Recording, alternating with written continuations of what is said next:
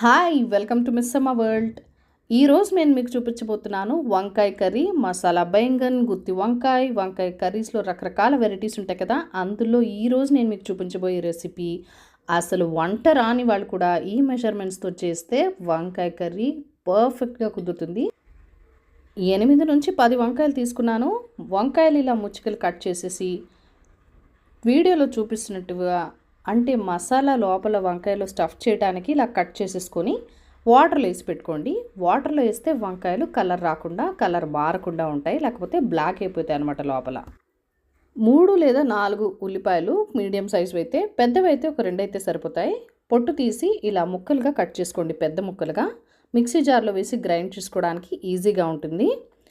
వేపుకున్న పల్లీలు పొడి చేసేసి ఒక ప్లేట్లోకి వేసుకున్న తర్వాత ఉల్లిపాయలు, కొంచెం జీలకర్ర అండ్ పచ్చిమిరపకాయలు 2 లేదా 3 వేసి గ్రైండ్ చేసి పల్లి పొడి వేసుకున్న ప్లేట్లో దాని మీదే వేసేయండి. తర్వాత పసుపు, టేస్ట్కి సరిపడా సాల్ట్ అండ్ కారం కూడా వేసి మసాలా ముద్దను బాగా కలుపుకోవాలి.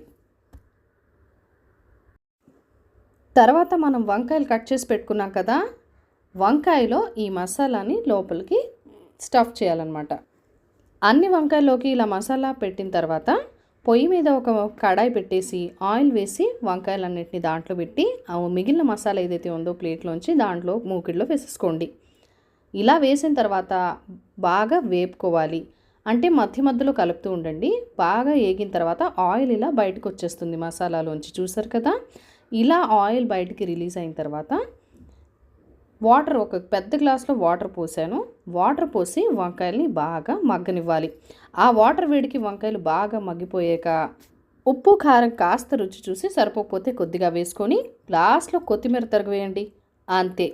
ఆహా ఏమి రుచి అనరామై మరచి రోజు తిందాములే మోజే తీరనిది